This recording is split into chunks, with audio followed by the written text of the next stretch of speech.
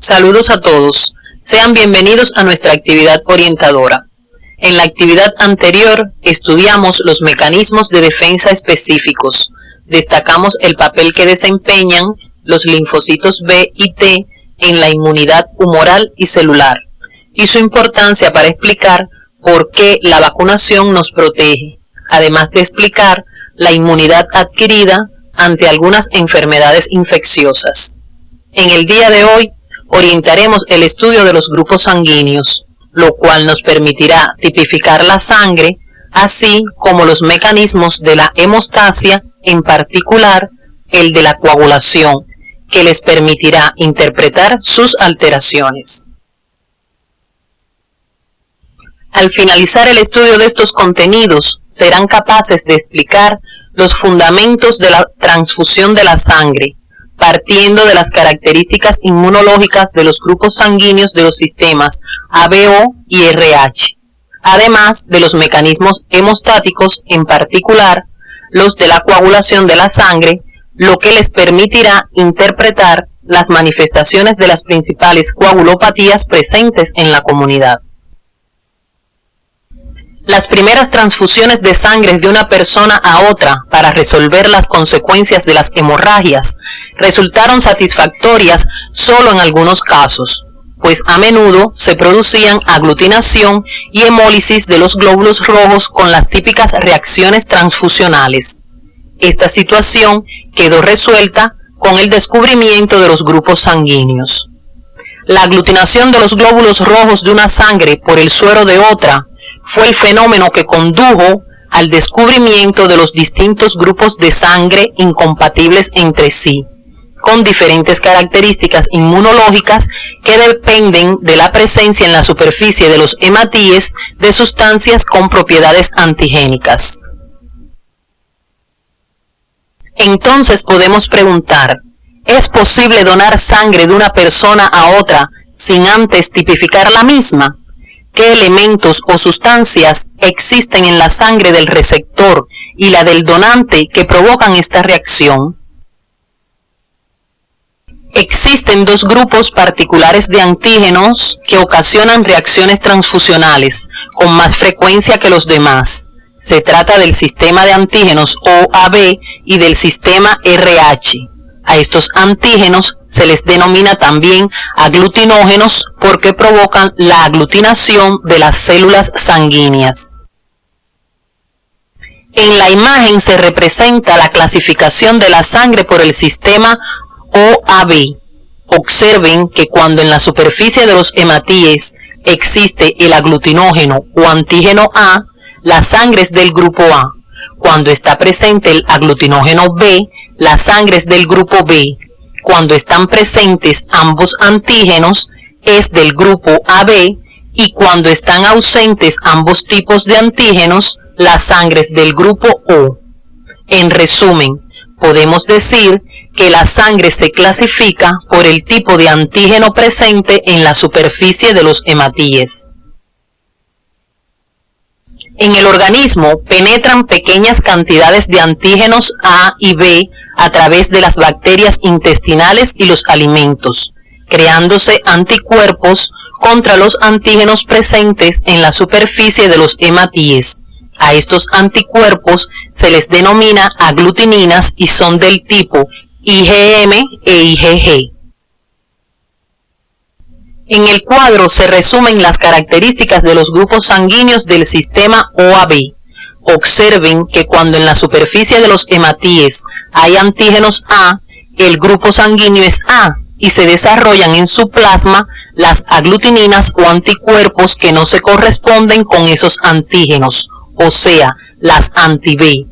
Cuando están presentes antígenos B, la sangre es del grupo B y en el plasma existen aglutininas anti-A. Cuando están presentes los antígenos A y B, la sangre es AB y no existen anticuerpos o aglutininas en su plasma. Por su parte, cuando no están presentes los antígenos A ni B, la sangre es del grupo O y presenta en su plasma anticuerpos anti-A y anti-B. Observen que no se forman anticuerpos contra los antígenos propios, lo que es un ejemplo de tolerancia inmunológica. El grupo más frecuente es el O. El otro grupo de antígenos frecuentes es el que da lugar a la clasificación de la sangre de acuerdo al sistema RH. Existen 6 tipos de antígenos RH. No obstante, por su frecuencia y antigenicidad, resulta importante el antígeno D. Cuando en la superficie de los hematíes está presente este antígeno, la sangre es RH positiva y cuando no está, es RH negativa. Una diferencia con el sistema OAB es que las aglutininas o anticuerpos no se forman a menos que el sistema inmune se exponga al antígeno previamente. Es decir, que una persona RH negativa que se exponga a glóbulos rojos que presenten antígenos D, crean anticuerpos anti-D, quedando sensibilizada al factor RH. Conociendo la clasificación de la sangre, estamos en condiciones de tipificar la misma. Antes de administrar una transfusión, es necesario determinar el tipo sanguíneo del receptor y del donante, de forma tal que la sangre resulte compatible. En la lámina número 1, a la izquierda, se muestra un típico patrón de incompatibilidad con aglutinación de los hematíes y a la derecha no existe aglutinación. Para clasificar la sangre se utilizan los antisueros anti-A, anti-B y anti-D, compuestos por un título elevado de anticuerpos. En la parte inferior se muestra la clasificación de un grupo sanguíneo. Observen que al añadir suero anti-A a una gota de sangre se aprecia aglutinación de los hematíes, lo que demuestra que en la superficie de los mismos existen antígenos A. Si le añadimos suero anti-B, no existe aglutinación, por lo que no tiene antígenos B, y al agregarle suero anti-D, se aglutinaron los hematíes, lo cual demuestra que presenta antígenos D. Como ya conocemos, la sangre se clasifica de acuerdo a los antígenos presentes en la superficie de los hematíes. Entonces, la sangre se corresponde con el grupo A RH positivo.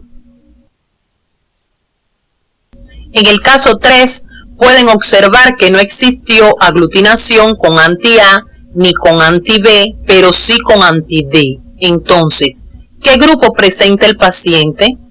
El paciente presenta el grupo ORH positivo. En la situación 4, no se aprecia aglutinación con anti-A, sí con anti-B y no hay aglutinación con anti-D. ¿Qué grupo presenta el paciente? El grupo es BRH negativo. En el cuadro se muestra un resumen de la tipificación de la sangre para el sistema OAB. Observen que los signos más y menos representan la respuesta a la aglutinación. En el último caso existió aglutinación con suero anti-A y anti-B. En consecuencia, el grupo sanguíneo es AB. En el caso del factor RH, si existe aglutinación con suero anti-D, es positivo y si no, es negativo. Estos aspectos deben profundizarlos de acuerdo a las orientaciones del CD de la asignatura. Conocida la tipificación de la sangre, abordaremos las bases de la transfusión. Existen 3 aspectos básicos a tener en cuenta para realizar una transfusión: las aglutininas del receptor, los aglutinógenos o antígenos de la sangre del donante y el volumen de sangre a transfundir. Las aglutininas presentes en el plasma del receptor no pueden coincidir con los antígenos de la sangre del donante y el volumen de sangre no debe ser muy grande para evitar un título elevado de anticuerpos. Es necesario aclarar que las aglutininas o anticuerpos de la sangre del donante pueden coincidir con los antígenos del receptor Sin embargo, no se produce aglutinación porque al ser menor su volumen, se diluyen en el plasma. En la imagen se representa una transfusión de sangre incompatible. Observen que el receptor es del grupo A negativo, por tanto presenta en su plasma aglutininas anti-B. El donante es del grupo B positivo. La reacción de transfusión se produce porque los anticuerpos del receptor aglutinan los glóbulos rojos de la sangre del donante. Entonces, ¿cuáles son los grupos sanguíneos compatibles? En la imagen se representa el esquema de compatibilidades. Observen que el grupo sanguíneo O puede recibir solo de O, el grupo B puede recibir de B y de O, el grupo A de A y de O, y el AB puede recibir en pequeñas cantidades de todos los grupos. En el caso del sistema RH, la sangre positiva puede recibir de positiva o negativa. Sin embargo, la negativa solo puede recibir de grupos RH negativos. De este análisis podemos inferir que el grupo O negativo es el donante universal y el grupo AB positivo es el receptor universal. En caso de mezclarse grupos incompatibles, se producen las reacciones transfusionales. Las reacciones transfusionales se producen cuando los aglutinógenos del donante corresponden con las aglutininas del receptor. Por tanto, la sangre que se aglutina es la del donante. Luego se produce hemólisis de los hematíes con liberación de la hemoglobina. La degradación del grupo hemo aumenta la bilirrubina con el consiguiente íctero. Otro aspecto generalmente grave es el bloqueo renal agudo, debido a que los complejos antígeno-anticuerpo obstruyen los capilares renales. A continuación, analizaremos un conflicto materno-fetal conocido como eritroblastosis fetal o enfermedad hemolítica del recién nacido. La eritroblastosis fetal o enfermedad hemolítica del recién nacido es una forma particular de respuesta inmune que se produce cuando una madre RH negativa se expone a glóbulos rojos que presentan antígenos D en su superficie, lo que estimula la síntesis de anticuerpos anti-D o anti-RH. La sensibilización de la madre aumenta con los embarazos, los abortos o las hemorragias intraútero. Si posteriormente esta mujer resulta embarazada nuevamente y el feto presentara grupo sanguíneo positivo, como la representación que se observa en la imagen, los glóbulos rojos fetales pasan a la sangre materna a través de la placenta. Así, el sistema inmune de la madre responde con la elaboración de anticuerpos anti-D o anti-RH. Luego, estos anticuerpos pasan de la circulación materna a la fetal, produciendo aglutinación y hemólisis de los glóbulos rojos fetales, lo cual se conoce como enfermedad hemolítica del recién nacido. La enfermedad hemolítica del recién nacido tiene una tríada característica: anemia, ictericia y edema. El término hemostasia significa prevención de la pérdida de sangre y ocurre por varios mecanismos. La hemostasia normal es el resultado de una serie de procesos perfectamente regulados que cumplen dos funciones importantes: mantener la sangre en estado líquido y sin coágulos dentro de los vasos sanguíneos normales y estar preparado para formar rápidamente un tapón hemostático localizado en el punto de la lesión vascular. La hemostasia se produce por varios mecanismos que son el espasmo vascular, la formación del tapón de plaquetas, la coagulación de la sangre y la organización fibrosa o disolución del coágulo. Después de la lesión inicial, se produce el espasmo vascular, o sea, una vasoconstricción arteriolar de breve duración que en gran parte se atribuye a mecanismos neurógenos reflejos y que se acentúa con la secreción local de ciertos factores, como la endotelina, un potente vasoconstrictor derivado del endotelio, y el tromboxano TXA2 sintetizado por las plaquetas, el cual es un importante vasoconstrictor local. La constricción de una arteriola o arteria pequeña lesionada puede ser tan notable que se oblitere su luz. Sin embargo, las paredes arteriales seccionadas longitudinalmente o de manera irregular no se contraen, de modo que la luz de la arteria se ocluya y la hemorragia continúa. La diapositiva ilustra una comparación entre el vasoespasmo de naturaleza neurógena y miógena.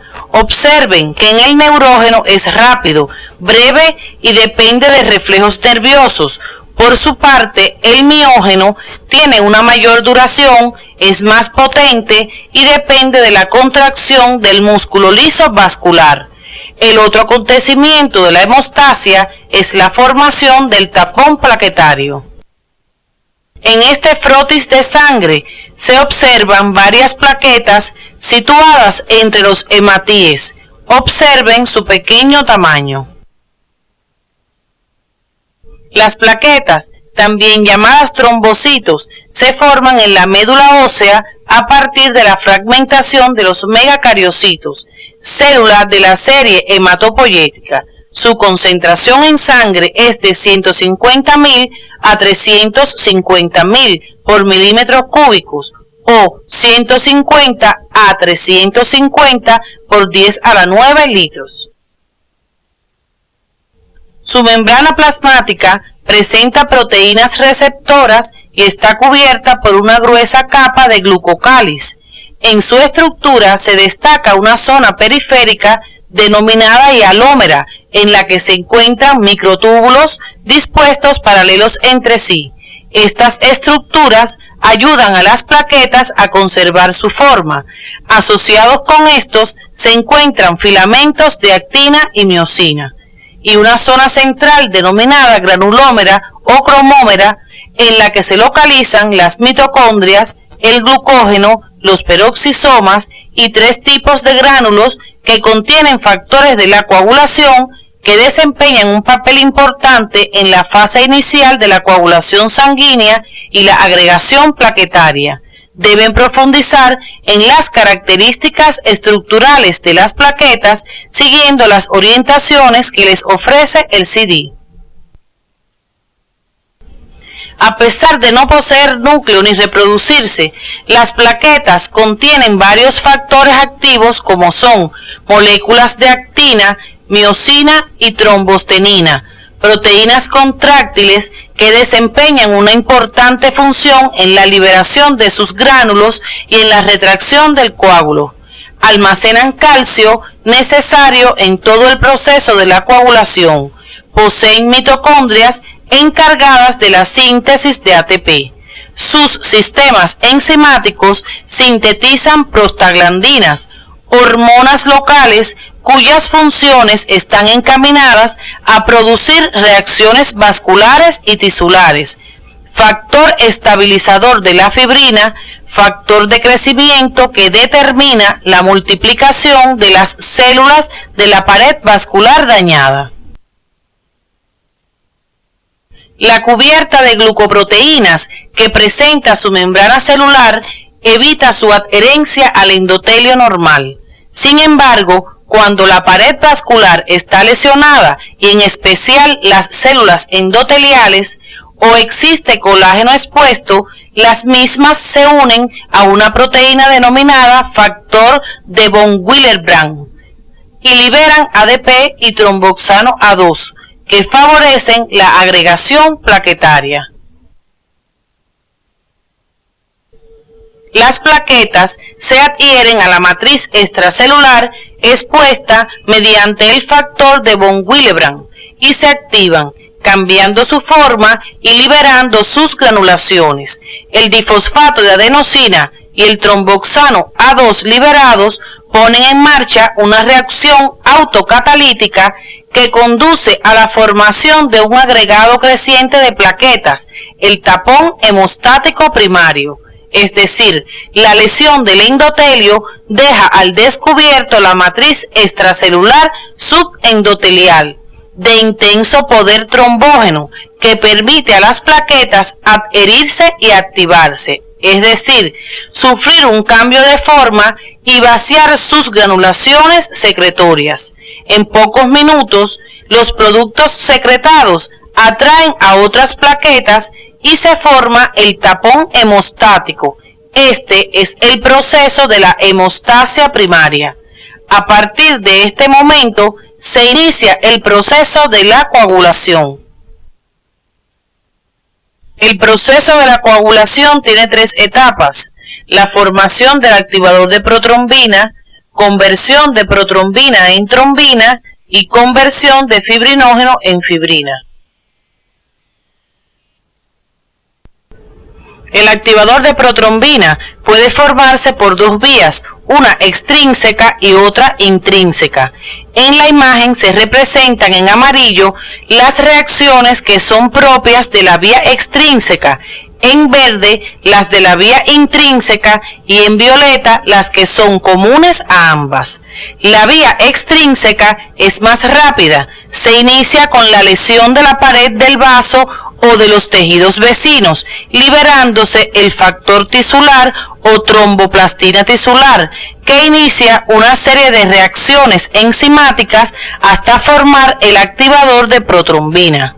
La vía intrínseca es más lenta, se inicia con el traumatismo de la propia sangre o con la exposición de la sangre al colágeno de un vaso lesionado. El traumatismo sanguíneo provoca la activación del factor 12 y la liberación de fosfolípidos plaquetarios. A partir de aquí se inicia la cascada enzimática que culmina con la formación del activador de protrombina.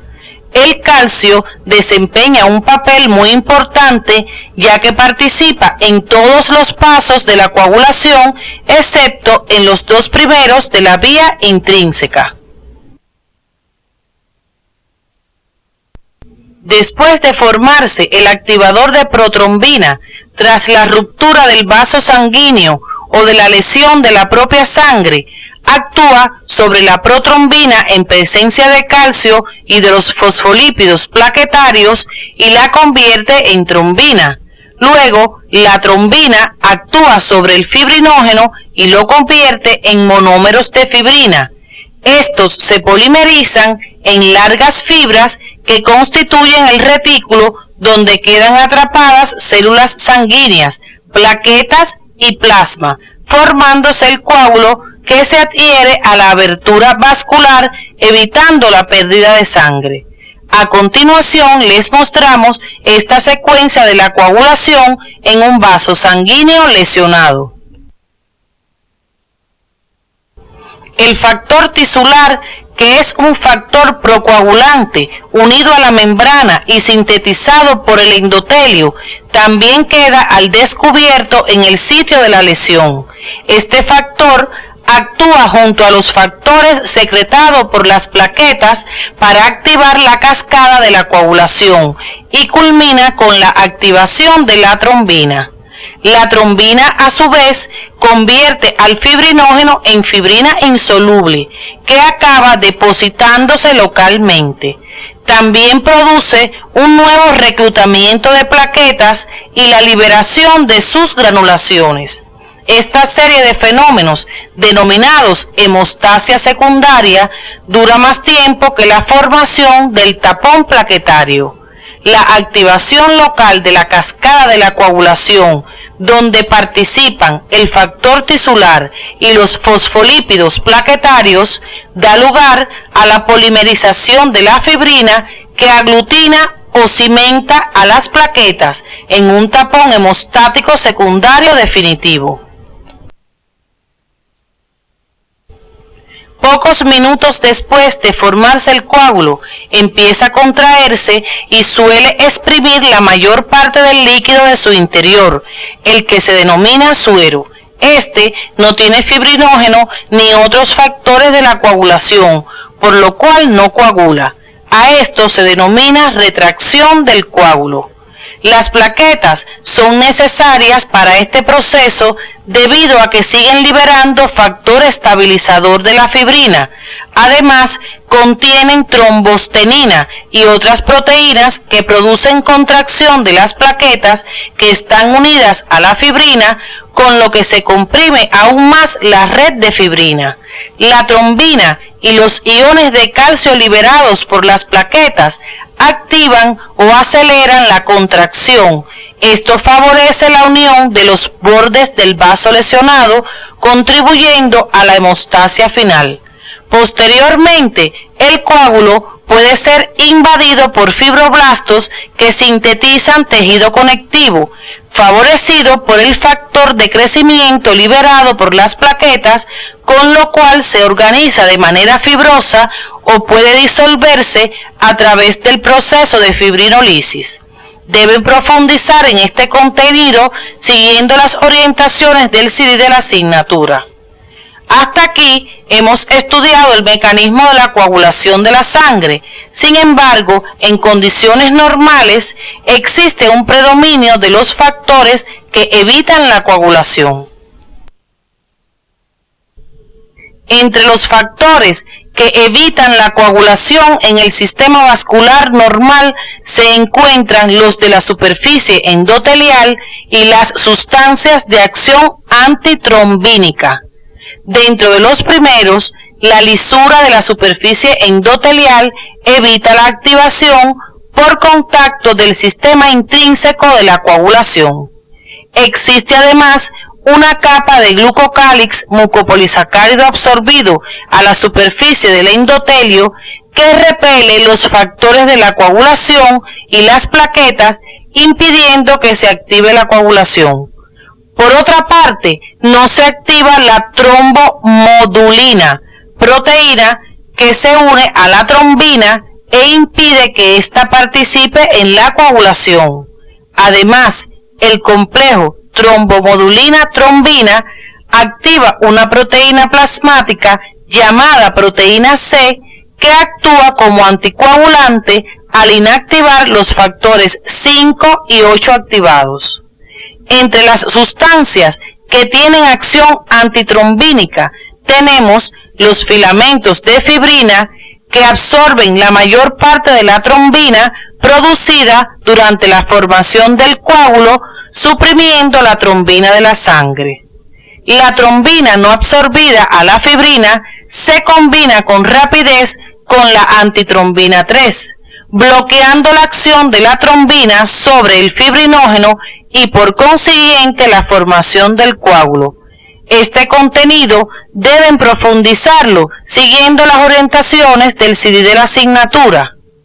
El déficit de cualquiera de los factores de la coagulación puede originar sangramiento excesivo. No obstante, nos referiremos a los que con mayor frecuencia pueden encontrarse en la práctica médica.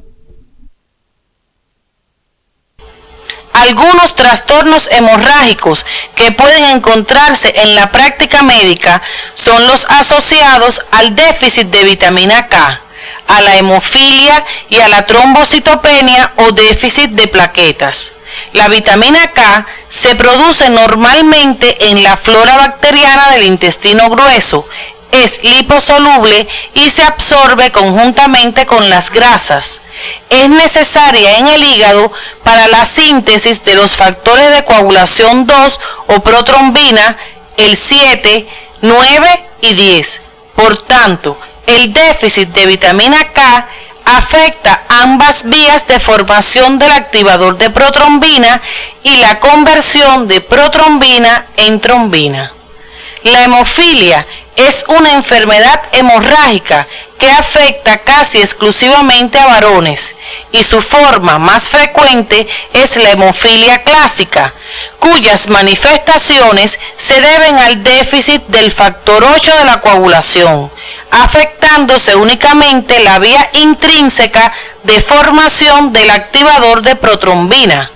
Las manifestaciones que se producen en la trombocitopenia dependen de una reducción en el número o en la calidad de las plaquetas. En su estudio independiente y siguiendo las orientaciones del CD, deben interpretar las manifestaciones producidas en estas patologías. Después de orientar los aspectos esenciales de los grupos sanguíneos y la hemostasia, arribamos a las siguientes conclusiones. La presencia en la superficie de los glóbulos rojos de diferentes sustancias con capacidad antigénica constituye la base de la identificación de diferentes grupos sanguíneos, ya sean del sistema OAB o del RH.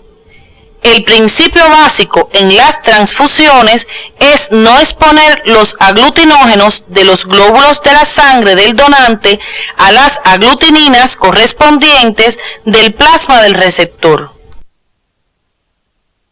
La eritroblastosis fetal o enfermedad hemolítica del recién nacido es un ejemplo particular de respuesta inmune, cuya reacción antígeno-anticuerpo explica sus manifestaciones clínicas. Después de una lesión vascular, los factores neurohumorales locales producen una vasoconstricción con el objetivo de disminuir la pérdida de sangre. La hemostasia primaria incluye la participación de las plaquetas, las cuales se adhieren a la matriz extracelular expuesta, liberan el contenido de sus gránulos y se agregan formando un tapón primario o temporal. La activación local de la cascada de la coagulación da lugar a la polimerización de la fibrina que aglutina a las plaquetas en un tapón hemostático secundario o definitivo. La prevención de la coagulación en el sistema vascular normal depende de factores de la superficie endotelial y de sustancias producidas por las células sanguíneas, limitándose el proceso hemostático al lugar de la lesión. Con esta actividad concluimos el estudio de las características morfofuncionales de la sangre. Observamos que la misma cumple la mayor parte de sus funciones al circular por los vasos sanguíneos impulsada por el corazón. Precisamente con el estudio del sistema cardiovascular se inicia la morfofisiología humana 4.